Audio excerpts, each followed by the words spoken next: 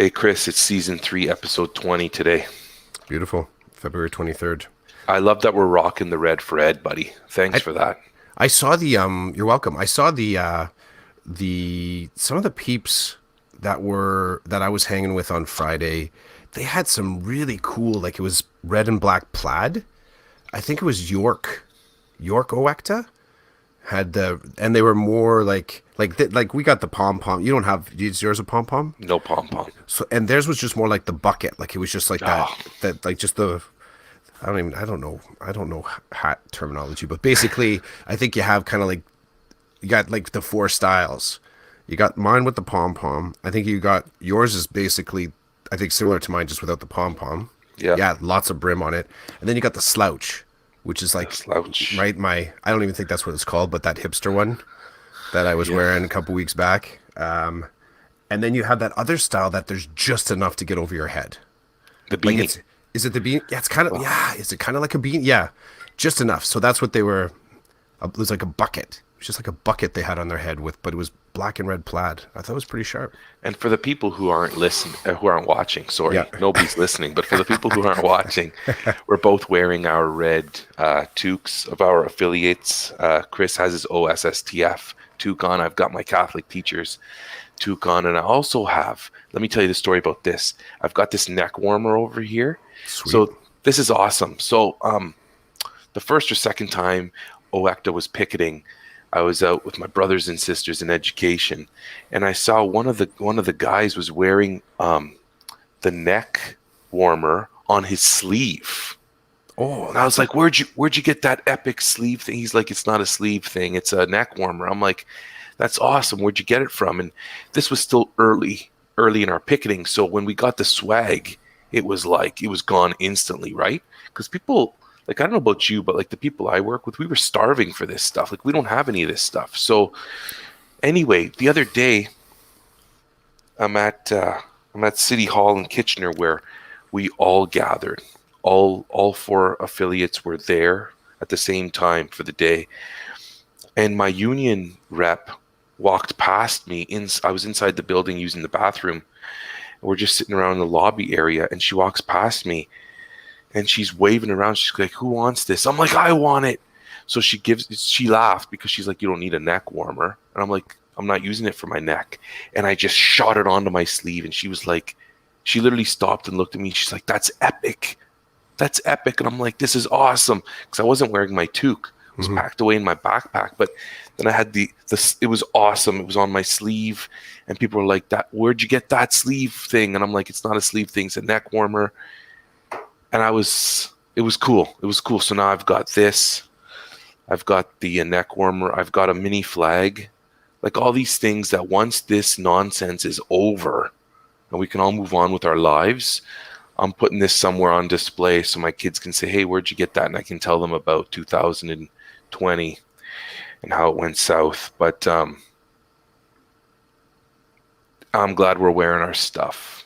I'm a Catholic teacher, and you know what? I take it seriously. I know to your dismay, I've chewed your ear off a lot about my faith and stuff, and this is what I do, right? I teach, and my faith is involved, and I like it. So Is there in so I'm curious, where where do you find your faith bolsters your sort of like political energy? it goes back to like being raised in the system. So I grew up I grew up going to Catholic school. I am Catholic. I grew up going to Catholic school, and then in teachers college, the placement people messed up my placement, and for the first placement they had me in a public school. And I remember I remember being at teachers college, and I got this letter that told you where you were going. And I went to the placement office and I said, "I think there's been a problem." And they're like, "What do you mean?" And I said, "I want to be a Catholic teacher, and you got me placed in a public school." And they were like, "Oh." And at first they're like, "Just do what you're told." And I was like, "I'm gonna go, but I'm just saying, like, what happened here?" I filled out all the paperwork, and I said I wanted to go to the Catholic board in Ottawa. And then, after they saw that I wasn't being difficult, they're like, we'll look into this. Because I think they were automatically, this kills me too, eh? When you deal with people in a customer service fashion and their back is up automatically, I have to wonder what they've experienced and what they've been through. So I remember, and I was young and dumb, and this lady's getting all like hot and bothered. And I'm like, whoa, I'm just saying, I'm just asking. I'm not here to complain. I'm just asking what happened. And so after she realized I wasn't there to attack her, she's like, I'll look into it. And then I came back and basically she said, we're really sorry we messed up. Is it okay for your first placement if you go to the public system? And I'm like, that's fine. Like, I want to be in a school. I want to do this, but I just would like to do it in my system. But anyway, my first placement in public school, I think I had actually, of my 3 placements, no, only did 1. Um, it was weird. Like, I'm used to like, you start your day with a prayer and you say prayer before lunch and you have like school liturgies and stuff like that. And none of this was happening. And I felt lost and I felt like something was missing. Um, and like, as I explained it to you, I remember it as clear as day. I just remember being there in the school and thinking, this is weird. Like, so I lean on it a lot. It surrounds us. It's all like in my room, I've got a prayer center and there's symbols of our faith all over the school. Um, we're constantly talking about doing the right thing and connecting that to the faith, so to Jesus and to the gospel values. And there's a church right beside my school. Like, it's just all there, and it's kind of overwhelming. And you can't. I mean, you could ignore it, but it'd be hard. So I just think for me, partly it's tradition. Partly it's, sometimes I do question my faith. I am a discerning believer. Like, I am thinking about it. I am looking at situations and examining the situations, like with the lens of my faith, and then removing it and with just a lens of a person that doesn't have the faith or that faith. I don't know. It's just part of who I am, and I embrace it. I embrace it. And so it's hard for me, like we were talking about this on the on-ramp, it's hard for me to see some of my brothers and sisters who are Catholic teachers it's like they keep that part aside. They disconnect that part of who they are or who they're supposed to be with the job that they do. And the reason why I say it like that is because maybe they don't believe. Like, maybe they just, like, I do know about people, and I'm not judging right now. I'm just being factual based on my experience. I know some of the teachers I work with, I know they don't believe. They're just there because they're employed. And I'm not judging them. If that's what they're going to do, that's what they're going to do. And I don't believe it gets in the way of their work. Like, I see them operate with the kids and stuff, and I've seen them actually teach, and they're great. It's not like they're avoiding the whole faith piece of their job. They're not, but they don't believe. And I know people who work in the public system who actually go to church on Sundays. They're Catholics, but they don't work for the Catholic system because when it was time to get a job, they didn't get one with the Catholic board. They were picked up by the public board, and now they're working there. And recently, there have been teachers in my system who have left my system to become administrators in a non-Catholic school board. And so I guess for some it's easier to let it go than for others. You and I had this conversation. I'm considering applying to become an administrator, and I don't feel like I want to become an administrator so bad that I'm willing to leave my system. Now, having said that, I don't have a problem with my system, right? Like, there's no bad blood with anybody. That's not like I don't have any issues. I'm going to work every day. I'm doing my job and I'm feeling good about it. I don't know if this same thing was happening to these individuals who left. I don't know. Either they wanted to get out or they just wanted to be an administrator so bad. And there could be other circumstances that I'm not privy to, but they just like, I want to be a vice principal and I'm going to apply to any board that will consider me. And then I will go to the board that says, hey, we'd like you to come on and become a vice principal with us. So it can, and you know, I'm talking to you about this, I believe, in a reasonable way. I think I have some colleagues that would not be this reasonable. They would actually, they would come off more judgmental. They would be a little bit more hardcore in their perspective because they just think it's wrong that somebody would do that. Me, I'm more like, hey, you go and do what you need to do, and I'm going to do what I need to do. And, you know, I got to tell you, this is a tough one for me to talk about, but I think I can do it. The other day, my youngest said to me, and this always happens when we're in the car. He's in the back seat, I'm driving, and he's just hanging out. And he said to me, hey, Dad. I said, what's up? And he said, he was talking about homosexuality. Is it wrong? Like, are these people different? Are they bad? And I was like, what do you mean? And he said, there's a boy at school who told him that that boy's parents said to him that gay people are bad. And so you don't want to be gay and you don't want to be around gay people.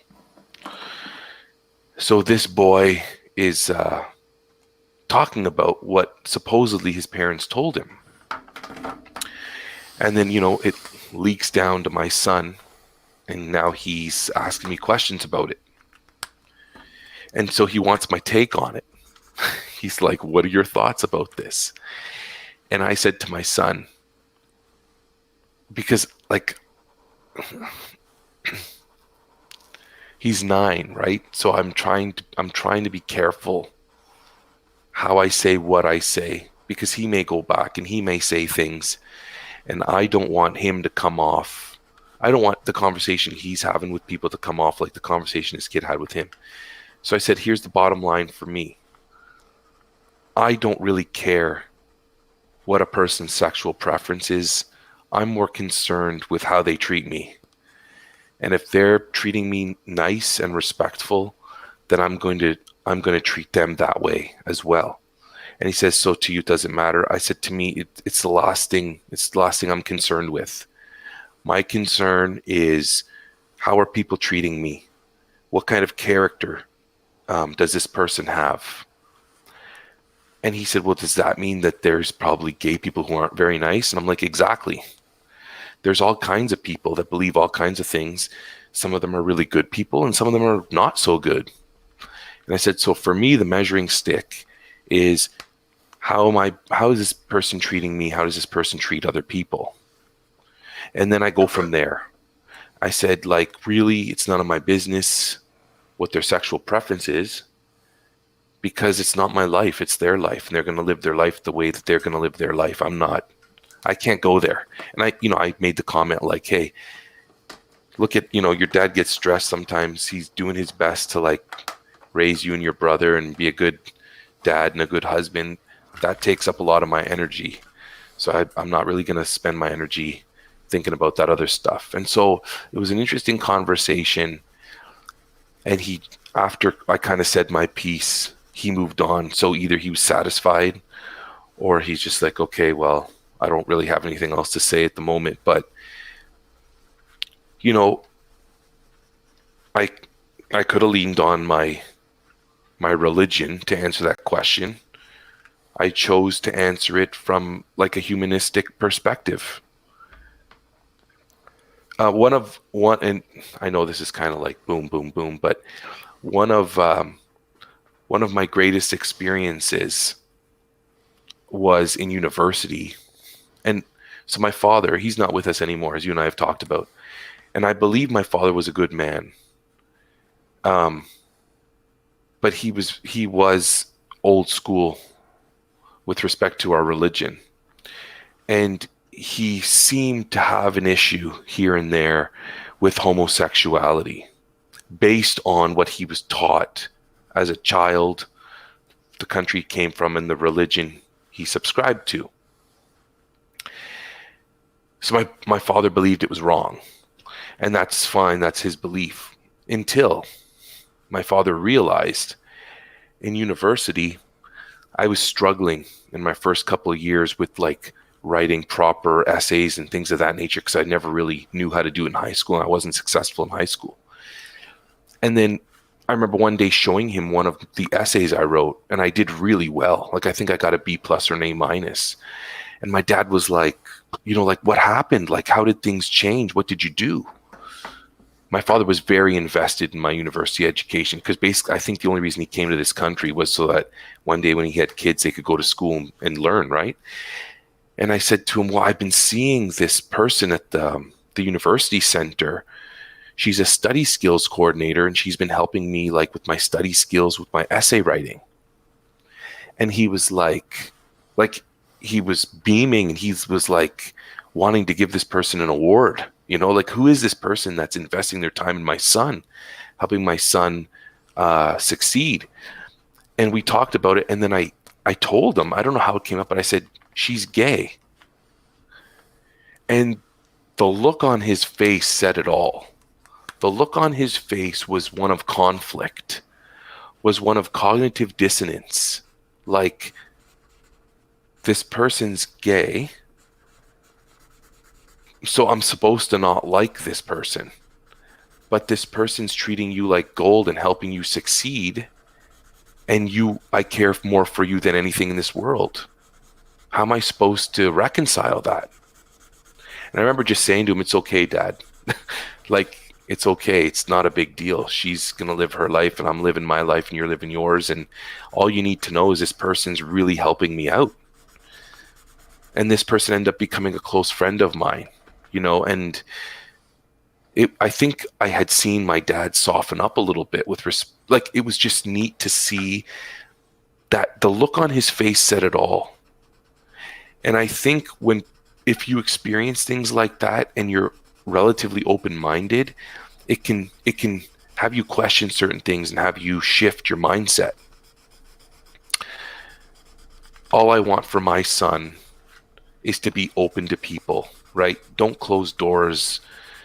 Live the gospel values by being good to people and by helping people. And try not to let that other stuff sink in.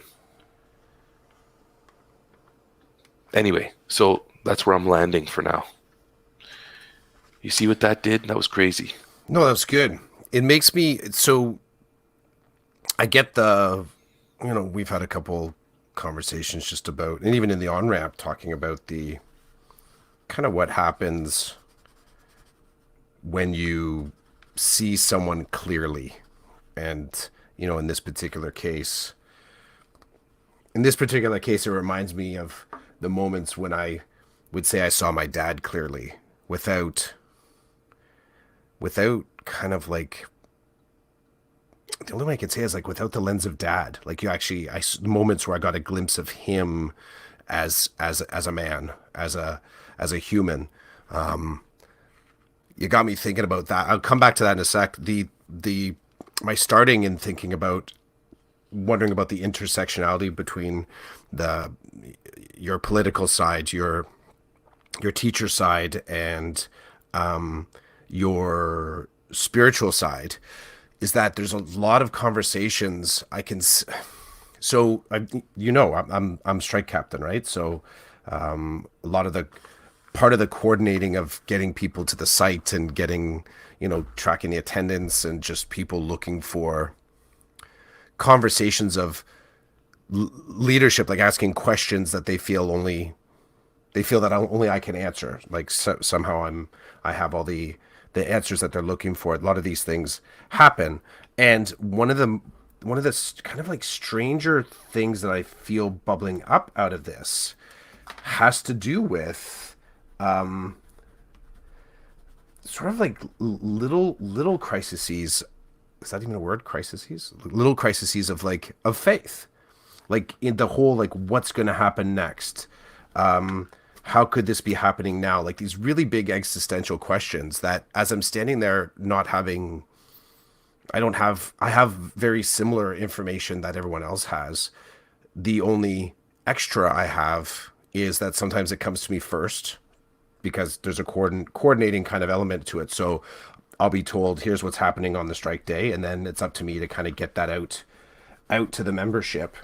And the other, and it's not a leg up, it's just it's more about me, is the I follow a lot of social media feeds. So I get it's not that I get it sooner, but only because I'm paying attention to spaces where stuff gets posted.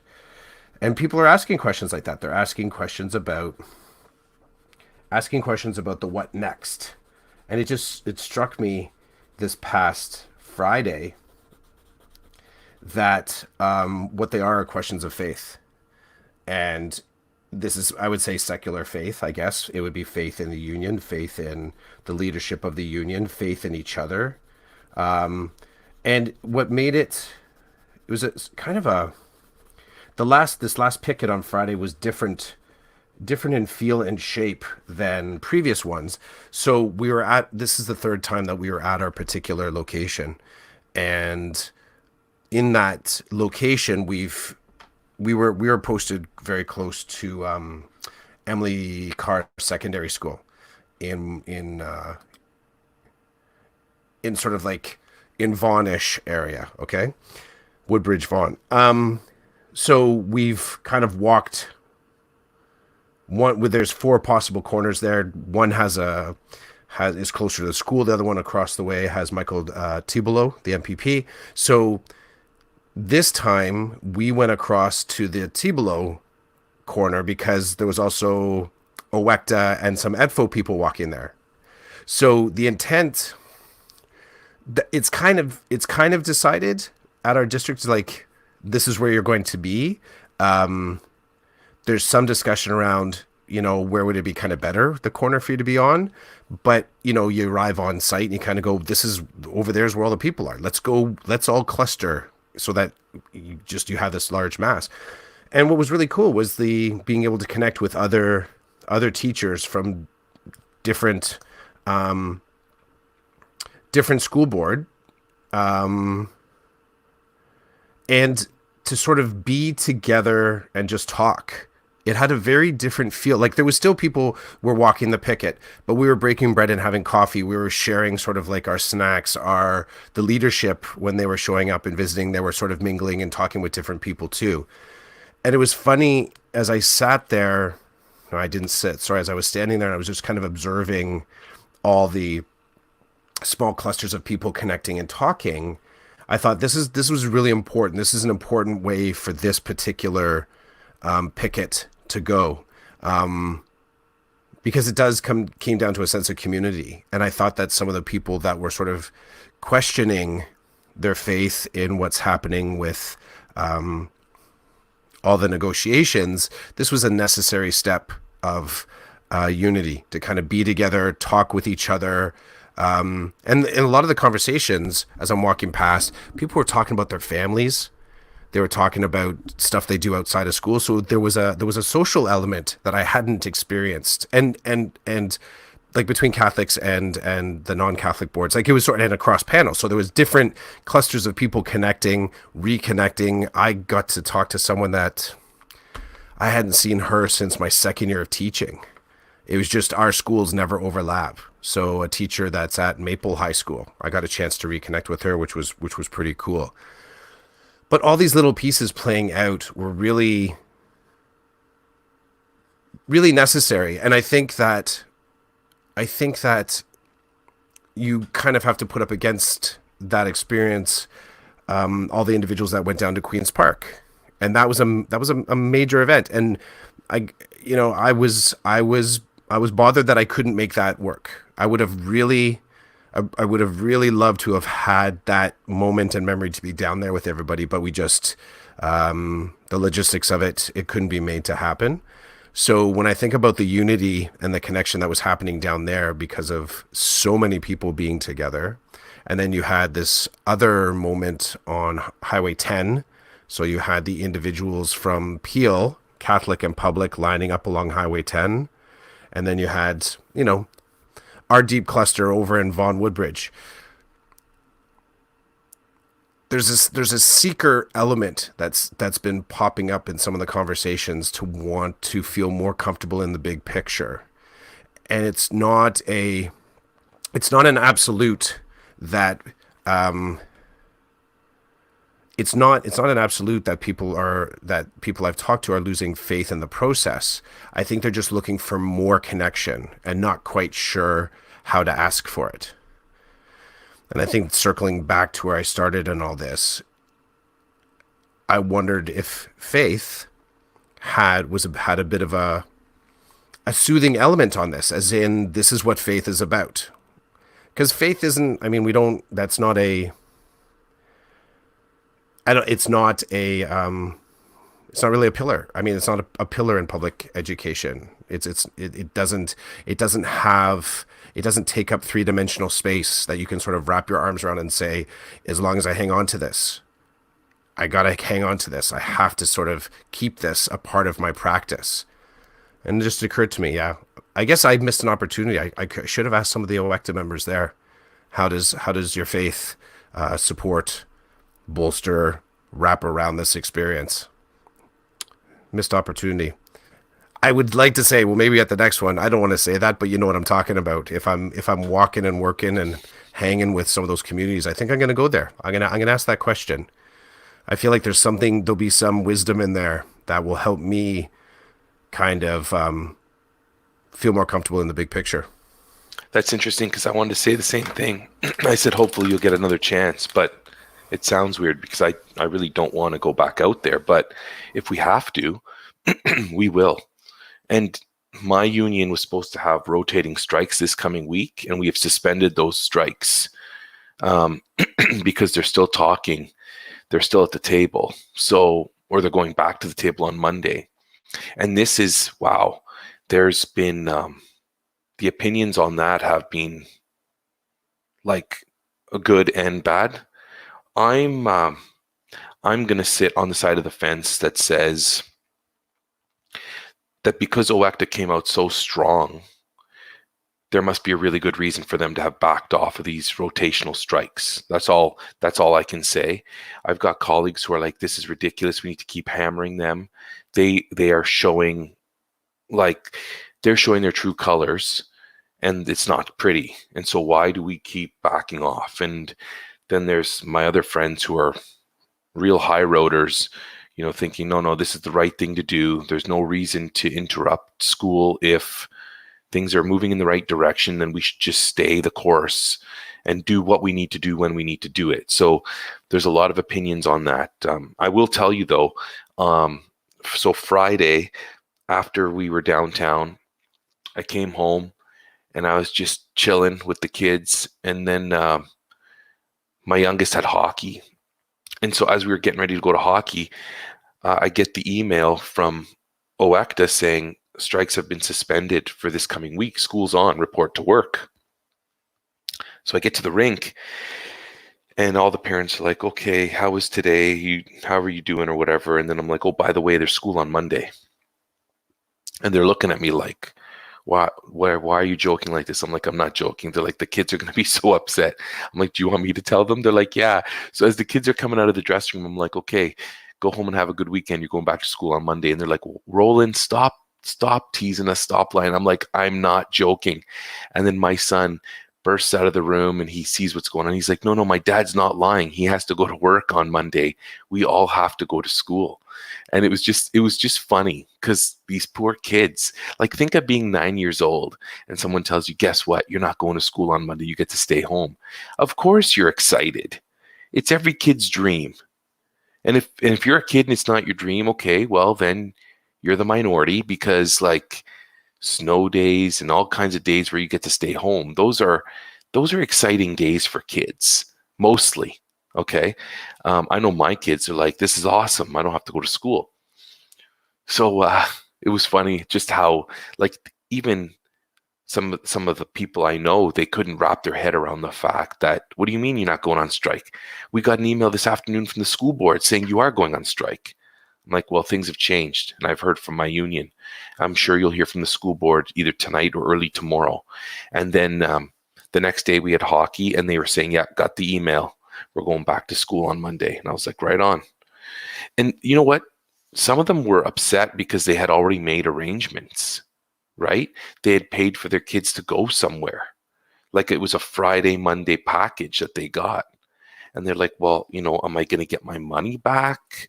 And how is this fair to the people who had put together these days for these kids?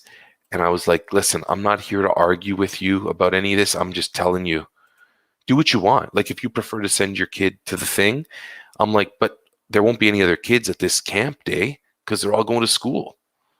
Like it's whatever. So they're like, well, at least they're telling us on a Friday and not Sunday night, right? Because they could have been like, oh, Sunday night we reach a deal. Everybody's going back to school and work tomorrow. They're like, that's a little bit more abrupt. We prefer it this way rather than the Sunday night thing. So, wow, we did a really good job today talking about the what's going on in the education system in Ontario right now with terms to the labor dispute. Did you listen to any podcasts this week? I didn't have a chance. It was one of those weeks. It was crazy. I got some on my list that I want to listen to, but I didn't get the chance. Did you? Yeah, I did. It was interesting. I listened to someone suggested that I listen to Issue Zero, and it's Fred Kennedy. I forget. I don't know his last name. He's Fearless Fred from 102.1 CFNY, and it was someone. I don't know how it popped up, but is theirs. I can take it as Issue Zero is like about kind of like comic collectible culture. I didn't look at all the episodes. The one that was forwarded to me was about Jean-Luc Picard being, yeah, no, I know. And it was him going through a list of episodes that he felt best represented, I guess, not only Picard as a character, but leadership and just being a really great person. So it wasn't episodes that were necessarily the best episodes in the whole series of Next Generation. They were just episodes that he felt should be celebrated for their how well they frame the human element and how well they frame Picard, Patrick Stewart, as a leader. But that's all I got through this week. This week had a lot of it was such a tight week. It was such a tight week with the Monday being the holiday and then the Friday working towards the Friday. And there was a lot of stuff just going on in our department with the students and trying to coordinate programming and the schedules and stuff like that. So yeah, I felt like this was a week, like a really kind of invisible week. Like all I was a worker this week in a lot of ways. A lot of driving the kids around, a lot of getting to appointments. Madeline daughter's getting braces, so there was the appointment for that. Like it was just chock full of stuff. So yeah, that was it. That was the only one, and it was. I will say it was a good episode. They he always reduced it back to this Issue Zero podcast. He always brought it back to sort of a moment within the actual. Like the show that he was talking about, the small chunk where Picard is repping some deeper knowledge. Yeah, that's all I got to, dude. That's cool. I mean, it's better than nothing, right? Will you make sure you send me the link to that at some point, just so I can put it on the blog post? That'd be awesome. I would say it's, you know what, even if you're not like a Star Trek fan. Mm-hmm. I think the stuff that he picked does speak to, I think one of the selling points of Star Trek throughout the ages is how they sort of dealt with big existential questions, and what does it mean to be human, and what does it mean to treat each other well. Like, there's a lot of really great big set pieces there. So I will say, I'm not any more driven to go back and start watching Next Generation or any of the other iterations of Star Trek. But I Hmm. will say it was cool. What was cool, I would, what's funny? Here's what was cool about it. As I'm listening to, an arts and culture podcast, the whole time my brain is like, yeah, I know some edu person that's talking about that. Like, I was making, of course, I'm making contextual and code switching leaps there between being a teacher and, how this content could be connected with the classroom. So I guess that's cool. I can't be any more specific. I didn't take notes. Normally what I do is I'm kind of like, I'll do voice notes on my phone. I didn't get that to it. I just listened. And I think I told you last week I'm still listening to the Dare to Lead book Hmm. again. You did. I am. I'm still working through that content. So that's yeah, that was the week. You're right about this week, though. It was like I felt like it was like hurry up and wait. You Yep. know, yeah, Monday being a holiday and then Friday being the strike day. It was just like so much to get through.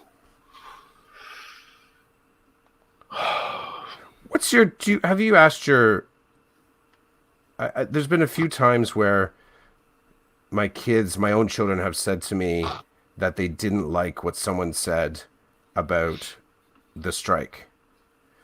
I'm like, what do you mean? And they're like, well, it's announced that we're not coming to school the next day, and someone starts cheering, and both of my kids have, we tell them this isn't something to cheer about.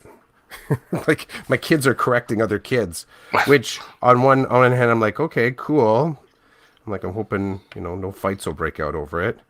But yeah, how are your kids? How are they noticing? How are they noticing this phenomenon right now? To be honest with you, well, I think they like not going to school, which, like I said, I think it's pretty normal for kids to be excited when something happens and it means they don't have to go to the regularly scheduled school day. Hmm. Like and I know I'm generalizing, but my one kid's in grade 8, my other one's in grade 5, 4, and they're like, this is awesome. We get to stay home initially. But, like they have been asking, what's this about? Like, what do you guys want? What's going on that you're not getting? And then that leads to my wife and I going a little bit deeper. And because we're both teachers, obviously we're skewed, right? Like, we land on one side hardcore and we do the job every day. So we're trying to explain how what the government would like to do is going to make the job much more difficult than it already is. And that we worked hard for some of these things and now they're just being eroded. So they get a little bit of the soapbox stuff. I think they're not really invested. Like I said, they'll ask, like, so what's going on? What are you guys so upset about? We talk to them about it and we move on. That's kind of where they land. Like, they're not coming to us and saying Johnny says you guys are greedy or whatever. Like, that's not really coming up. Um, I think it's just their attitude. Like, yeah, we're just not going to school. We're staying home and we're doing this instead. That's kind of where it is. Now, I know my kids at school are confused. So my students at school, they're like, what's going on? Like, why are we staying home? And because of a lot of them, are newcomers to the country, it's a little confusing for them because they came from a place where school wasn't that consistent. And here they believe they found consistency. And they're like, what do you mean I'm not going to school on this day? And so my best explanation to them was simply that the teachers belong to a group and the government is a group. And right now they're just not seeing eye to eye. And because of that, the teacher group is doing some things to show the government group that they are very serious. And they're looking at me like, that's all you're going to give us? And I'm like, that's all I'm going to give you. Like, you don't need to know my position. You just need to know that I belong to a group and this is part of what we're doing. And because I belong to them, I'm doing what they're doing. And you're staying home or going to your grandma's or whatever. And I will see you when we all get back. It's funny though, and because there's a language barrier. So on Thursday, I was telling them, okay, there's no school Friday and Monday, so don't come. They're like, okay. I'm like, but you have to listen and pay attention to what's happening in the world because things might change for Monday. They're like, you just told me not to come. And I'm like, yes, I told you not to come to school, but what if things change? And they're like, okay, well, how am I supposed to know? I'm like, well, get your parents to talk to other parents and listen to the radio and watch the news on television and that type of thing. And then lo and behold, right, we announced Friday that we're going back to school on Monday. So I wonder if I'll be missing some students because it didn't get to them. The message did not reach them. Or you are their feed. Do you know what I mean? Like the fact, even as you're saying to them, check in with your family, check in with other groups. Like there's the truth within that is that you are the center of their feed. So unless you're there to kind of give them that direction, they wouldn't necessarily have access to some of the things that were being suggested. Do you know what I mean? They're sort of like they just don't either have the training, the resources, or kind of like the queuing system. If the weather's looking bad, I go to bed locking in that I got to check the Twitter feed as soon as I wake up because there's going to be information there that's going to tell me how my day is going to go. That might not be a part of their regimen. So that's interesting. I had something similar happen to me. I think it was maybe my second or third year. I might have told you the story before. Second or third year teaching, where I didn't check in on some of my students that I knew they were still developing their English language. They were still developing, like I said, this queuing system. They were still developing their operating system to be in an English speaking high school. And I verbally said, remember folks, tomorrow, Friday's a PD day. Don't come to school. I didn't do any reinforcement. I didn't provide any other directionality. I didn't put it on the board. This is before Google Classroom was a thing. I didn't kind of do small groups, kind of just go and kind of check in. I didn't do direct check-in to the individuals that I knew that a verbal cue would just kind of pass by them like it doesn't, without getting their attention first. All the good teacher stuff. I didn't do any of that. And we're walking down to the meetings Friday morning, and two of those students are standing in the front foyer. And, my brain immediately is like, what are they doing? Like, why are they here? And then I'm slowly sinking in that that I'm partially to blame because I was their last period of the day on Thursday. Mm-hmm. So regardless of, whether that should have been delivered at homeroom and it was delivered over the announcements, all the kind of places, I was the feed. Like I was their information feed. They don't have access to those other feeds, or they didn't have access to those other feeds where it was announced. And they ended up having to stay at the school for the day because they were dropped off. And their caregiver was going into the city. So they were there until after lunchtime, just sort of sitting and kind of reading books and kind of just chilling at the front of the school. So it can happen. It'll be interesting to see. I hope that I remember to talk about Monday next week and let you know, like revisit this and tell you what happened, because I am concerned that kids won't come to school because they won't know. Mm-hmm. Because in their little brains, like I said, they're like, nope, he said Friday and Monday, and that's just it. And sadly, and maybe not, sadly. The reality is some of these kids, their parents, rely on what the kids tell them. Yeah. So the kid gets the message from me, and then the parents get the message from the kid. And I know I'm not going to name this guy, but I know a guy who's not really following, not really paying attention to all this strike stuff. And his kids, like, so we're at, I'm not, okay, I'm with this guy, and he says to me, so you guys are striking again on such and such day? And I'm like, no, we're not. He's like, yes, you are. I'm like, no, we're not. I work. Like, I'm a teacher. I know when we're striking, when we're not. He goes, my kids told me today that they're not going to school on this day because you guys are striking. I looked at him. I said, are you kidding me? He's like, are you kidding me? I'm like, no, man. What are you doing listening to your kids? So then I saw him the next day, and I said, how'd it go? And he said, as soon as I got home, I said, you kids aren't striking. Roland said he's going to work. And they literally grabbed their phones and started flying through Twitter to try to find a tweet to justify them not having to go to school. He's like, they couldn't find it. I'm like, I know, because it didn't exist. So he's laughing because his teenage kids are like, yeah, we don't have to go to school on Tuesday or whatever because they're striking. And he's like, okay, thanks for letting me know. When in fact, nobody was striking that day. Yeah, lies. The kids just didn't want to go to school. So I'm like, do me a favor and text me the next time your kids tell you when they have to be there and when they don't, and I'll let you know what's happening. I think that happened. A similar thing happened way back during our back in December, like in November, December, that there was something that was being posted around where someone had doctored. Oh, maybe it was for a snow day, but we had something like that happened in our board, I think, in November at some point where kids had doctored a Twitter feed and then were sending that one around. Mm-hmm. And a whole bunch of families were thinking it was supposed to be a snow day. So it happens. So is this it for season 3, episode 20? Let's call it there. Yeah, I can, thanks for letting me out early. Can I go out early? Can I just go to the bathroom before the bell? Do you have a note from your mom? I'll get one. I promised her I'll have one tomorrow.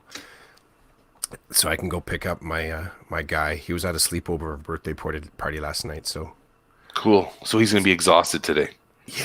Yeah, probably. But that's okay. This is good. It's a cool kid he's hanging around with. It's an interesting kid. So it's cool when you sort of like. Not that we're ever trying to.